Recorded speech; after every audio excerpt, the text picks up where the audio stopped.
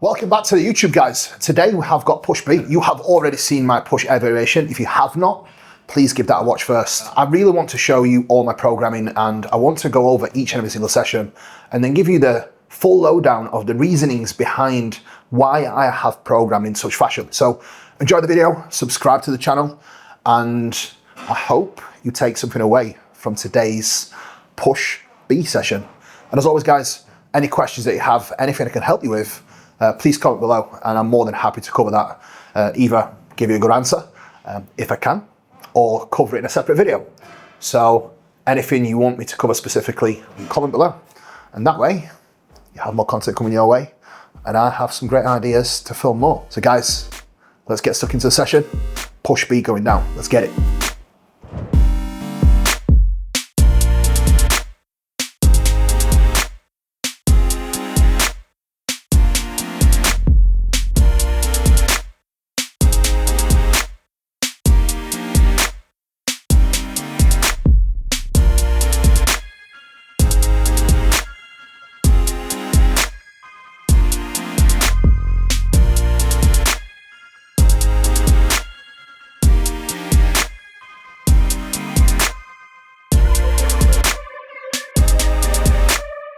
Right, rep range for shoulder work. My preference for all lateral work and rear delt work is always working slightly higher rep range. Your lateral delt, your rear delt, they are very small muscle. So trying to train such a small muscle with heavy load, I don't think lends itself to the best of outcomes. The same applies for your bicep work, for example. Smaller muscles, generally weaker. I would always opt to work in slightly higher rep range.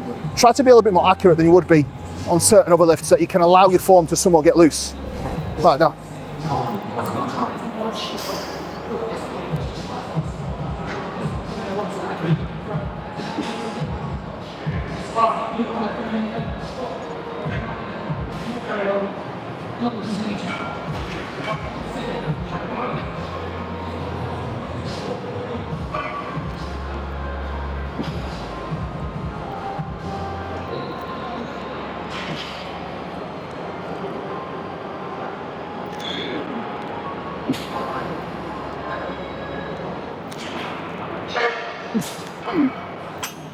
For rear delt work, you want to come across as much as you physically can.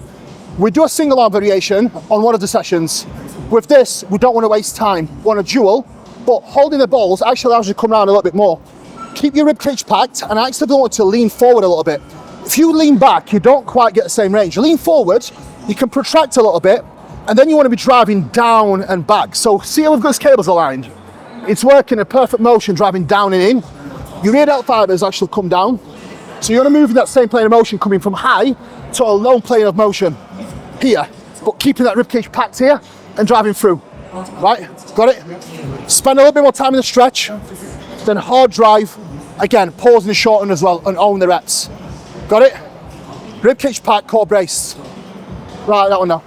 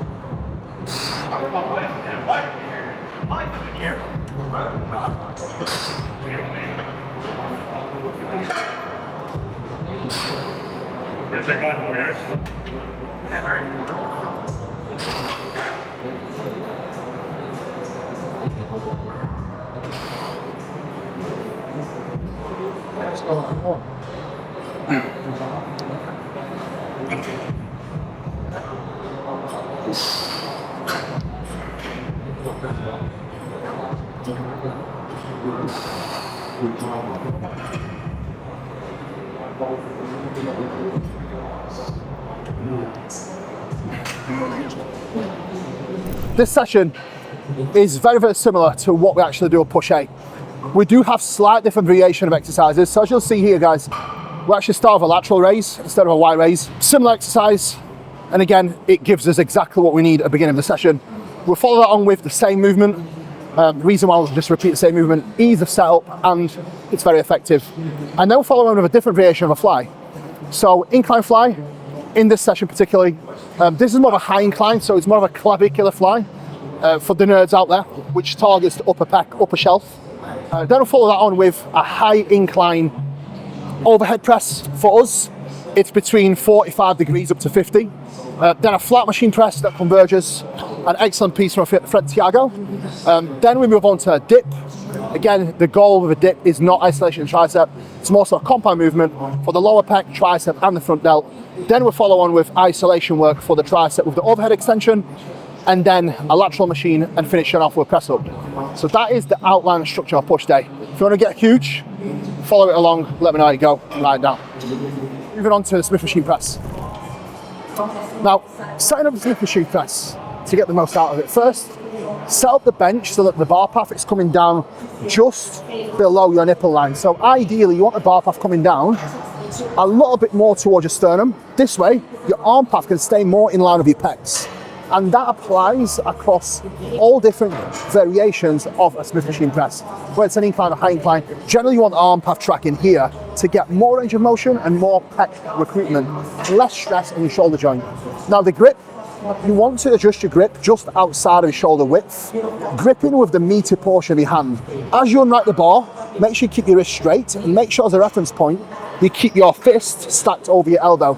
Now, as you're pressing through, imagine like you're trying to roll the bar down onto your chest. Pause. Then as you're driving through, I actively actually want to cue driving my upper arm across and in. That mental cue alone will definitely allow you to stay a little bit more connected to your pecs, whilst pressing on a machine that does not converge, or a Smith machine in this case. Right, down.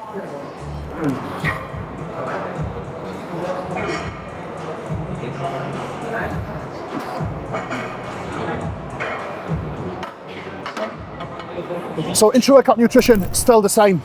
We've got 22 grams MPS max, a little bit more water today because it is roasting. And here we had almost, we've got a performance fuel. So generally the way I actually structure my intra-workout is my protein serving gets drunk halfway through the session. We've got 22 grams of MPS max, hydrolyzed whey, a tremendous amount of ingredients such as Pico2, hydration formulas, etc., that really allow you to continue pushing the performance. So I like to drink this midway through, just so I can keep my protein servings spread even throughout the session. Then my performance fuel, I always like to finish by pretty much last 2-3 exercises. I generally have 1.2 litres of water with this, 250 mils of water with this. Today, 500 mil extra hydration. Now, hydration is definitely very much undervalued.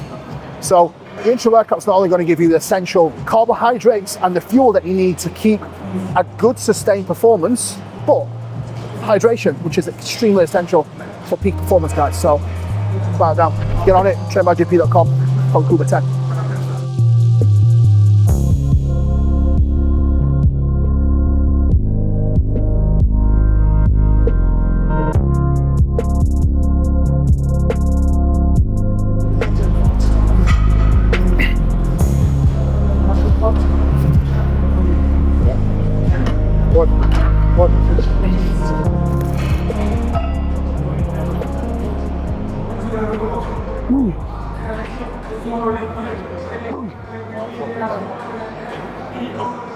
Thanks, 2 weeks. Oh, yeah. Beautiful. Lovely. There you go. That, 10 reps. One thing that's pretty much changed within our training is we are not taking any 50-50 reps. So what I mean by that is we're staying away from training past failure. The goal is hitting clean reps. In my opinion, the perception of failure for most people changes a lot. And for me personally, training to failure means completing your reps without changing the execution and without adjusting either your body position or range of motion to complete more reps. Something like that is my last rep generally, the only difference between the last and first one is my last rep generally will slow down. So the bar speed of the rep slows down tremendously when you compare rep number 1 to my last rep. Now, in my opinion, clean failure is where the productive place is. for quality training. Training past that point, in my opinion, when you get stronger and bigger, can be quite counterproductive in most cases, because the recovery demand is just too great on a week-to-week basis for you to be able to sustain that sort of training and stay safe in doing so, and have long-term progression, which is always the goal. But I don't know.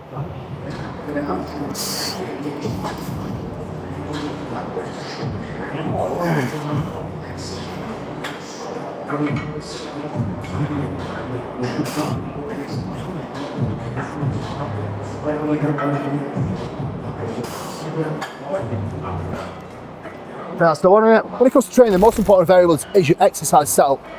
So how you adjust the seat position, handle position, how you adjust your body position within an exercise, and how you set that exercise up is by far the most important, because ultimately that's what's going to dictate proper training execution. Without setting up the exercise correctly, it's impossible to execute your lift correctly. Now, if you can't execute your lift correctly, you probably won't be able to train as hard as you really want to, or as safe as you want to, or most importantly, as accurate as you want to.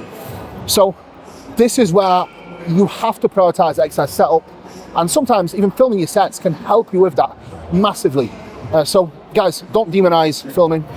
It can be used to your advantage, especially when it comes to trying to nail down your training. And with most people, the reason why they have lacking body parts is poor execution and poor exercise setup. So improve your body parts with better execution and better setup for the exercise.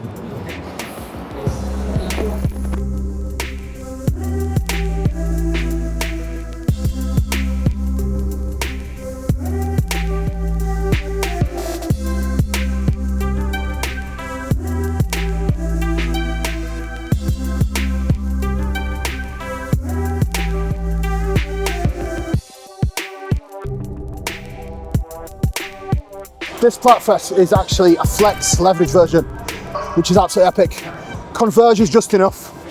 So one thing you'll notice, guys, between both my push sessions is they are very similar in a fashion where exercise selection mimics one another with slight different variations. So this session we've got the flat flex leverage. The other session we've got the flat Nitro Pro series. Both movements that converge, and both movements that are what we'd call the most optimal for pec training, following it on from a Smith machine, which for most people may not be the most optimal in the scientific eyes, but for me personally, it's an exercise I can connect with well and I can progress well with over time. So sometimes what might not be the most optimal might actually be great for you as an individual, with where you are and how you can execute it with your exercise setup and execution. So you need to sometimes think outside the box and have an open mind to exercise selection and training in general. Dip variations, one thing you'll notice, every single time I do any dip variation, whether it's free weight dip or machine dip, I don't tend to put myself in a position that limits range of motion. I think that's a massive mistake people make when trying to use a dip as an isolation exercise for the tricep. It's just never going to work. It's a compound movement, so treat it as such. You want to put yourself in a position that allows you to take the reps through the widest range of motion possible. So as a reference point, I actually allow my shoulders to come to slight retraction as I come to a stretch, keeping my chest up and slightly leaning forward. Pause in the deep, deep stretch, allowing my elbow to come to full flexion, but also stretching the pecs and the shoulder. Spend some time there, then drive through hard, extending through the elbow, but again, impossible to take your pecs and shoulders out of it. So you don't want to make a great exercise worse by trying to make it an isolation exercise. Stick to press downs and overhead extensions if you want to isolate your tricep, not a dip machine. Right, down.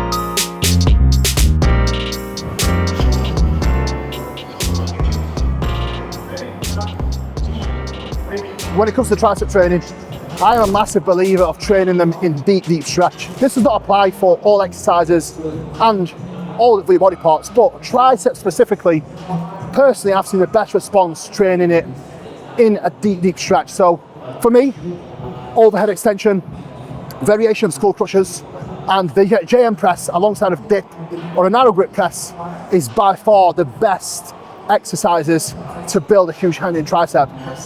So always prioritize movements that allow you to really get into a deep stretch and challenge them there with either overhead extensions, JM presses, or dips and narrow grip press.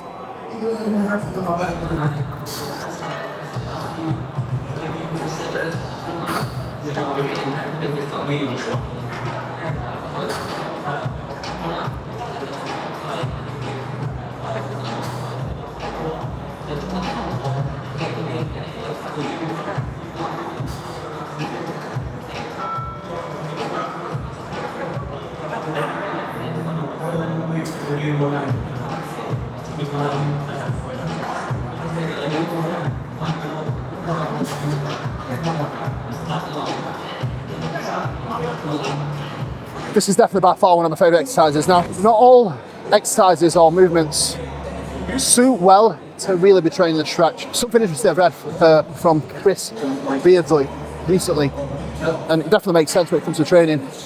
Like exercises for your glutes, for example, I think anecdotally we can see that the glutes very often respond the best to movements that challenge in the shortened range.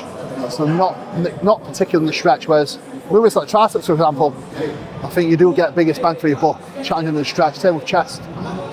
Then on the other hand, back work, again, I think shortened range is where the money's at. Makes sense what Chris said. Props to Jordan for sending it over. As always, we always want to learn and evolve, and that's the beauty of bodybuilding. There's always something you can learn, and you never ever stop learning. I think that's why I'm so obsessed with it and I love it so much.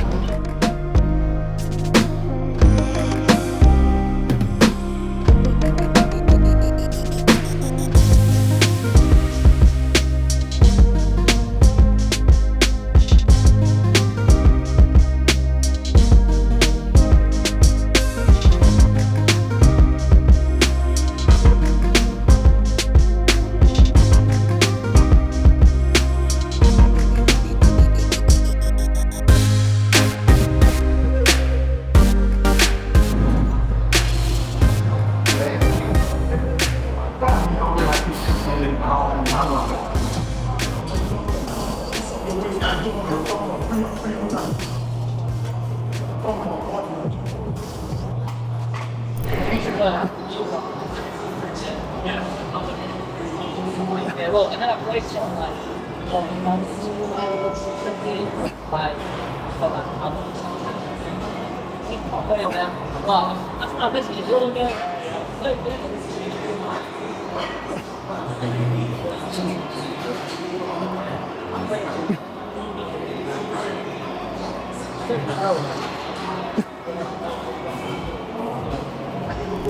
The best day, Monday. Start of the week. It's always the busiest day. It's also the best day. Embrace it. I always make sure that Mondays for me are the busiest because I like to start my week strong. And that kind of sets the precedent for the remainder of the week. So, start your week strong, guys. Always. If you can have a hard day and finish it with a win, you're already starting on a massive positive note. Carry that momentum into the rest of your week as well. Pays off big time.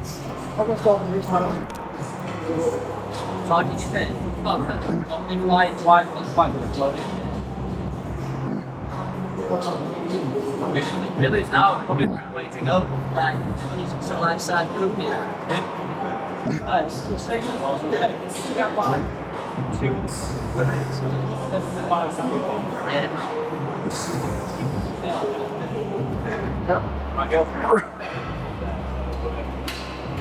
I spent a lot of time with that. Saying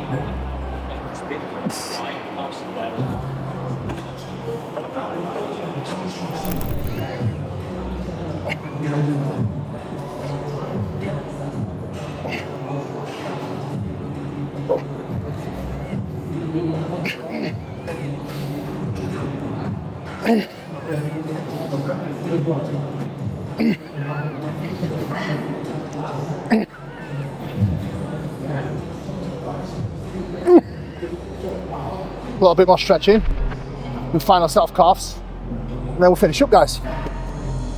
Game time.